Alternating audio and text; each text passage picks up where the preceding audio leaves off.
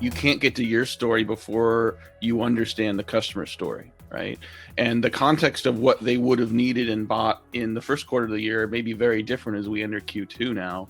Selling with empathy also implies that social connection that we were talking about earlier. I mean, for the people you're calling on that are working from the basement bunker, such as I am, or wherever they are, may need an extra social connection. We're actually seeing evidence and stats that people are picking up the phone in greater numbers. Like the connection rate, it's almost counterintuitive, but yet people that have the phones rerouted to them on their cell phone, people that otherwise in normal conditions may have ignored a phone number they didn't recognize, now they're like, ooh, someone else other than my family, so they're willing to pick it up. Now, that's good news. But if on the other end of the line, if you say, well, hey, I'm really glad you picked this up. Do you have 15 minutes? Can I give you a demo of this product that you may or may not want?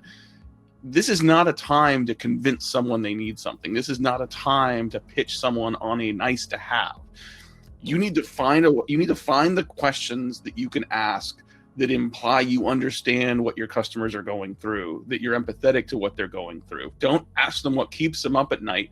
Tell them what should be keeping them up at night. Like, understand your customers well enough so that you can tell them, hey, I'm talking to people in your position all day long these days. And when I do ask them what keeps them up at night, I hear the same 2 or 3 things. Know what those 2 or 3 things are as they relate to your business, your product, your service. And then ask that prospect, which of those 2 or 3 things just made you a little sweaty thinking about it because it is something you're dealing with right now?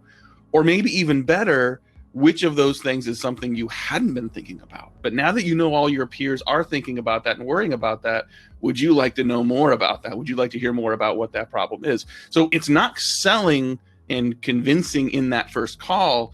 It's providing value, it's providing insight, it's giving someone a reframe of a problem that helps them moving forward.